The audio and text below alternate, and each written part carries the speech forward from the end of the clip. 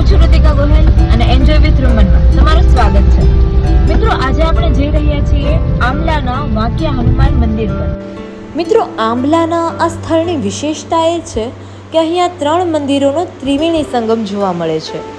એક છે શ્રી વાંકિયા હનુમાનજી મંદિર, બીજું છે શ્રી જલધરા ખોડિયાર માતાજીનું મંદિર અને ત્રીજું છે શ્રી તિરુપતિ બાલાજી મંદિર તેમજ શ્રી પદ્માવતી મંદિર.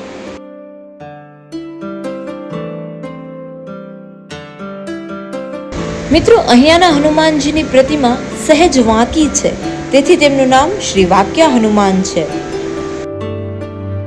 મિત્રો, આજે આપણે આવ્યા છીએ આંબલાના વાંકિયા હનુમાન મંદિર પર. અત્યારે આપણે જોઈ જ શકો છો, હનુમાન દાદાની મૂર્તિ અહીંયા છે અને આ મંદિર અત્યારે રિનોવેશનમાં છે. એ સાથે અહીંયા અનેક બાપુના આશ્રમ અને એ પણ છે, જેની આપણે મુલાકાત લઈશું. મિત્રો, અદ્ભુત નકશીકામ સાથેનું આ રમ્ય મંદિર આપણી આંખોને ટાઢક પહોંચાડવાનું કામ કરે છે.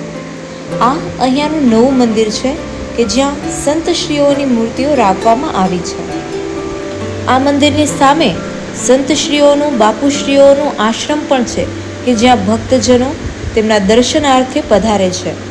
અહીંયા ભાવિક ભક્તો મોટી સંખ્યામાં આપને જોવા મળશે જ.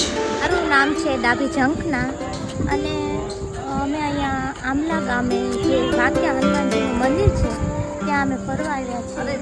અહીંયા અમે ઘણા વર્ષથી આવીએ છીએ. એનું ફરતું આમ મન આમ શું રમ્ય આમ આનંદ ન થાય તેવું વાતાવરણ છે. અમે છેલ્લા 5 વર્ષથી અહીંયા આવીએ છીએ. આઠમનો મેળો ભરાય છે અહીંયા અને અમને તો ખૂબ જ અહીંયા મજા આવે એવું છે. તમે પણ એકવાર આવો અને ચોક્કસ આ મંદિરની તમે મુલાકાત લો. મિત્રો, મંદિરની સાથે અહીંયા યંગસ્ટર માટે પણ ખૂબ સારી એવી જગ્યા છે, કેમ કે અહીંયા ફોટોશૂટ માટે ખૂબ સારું એવું બેકગ્રાઉન્ડ તમને મળી જવાનું છે.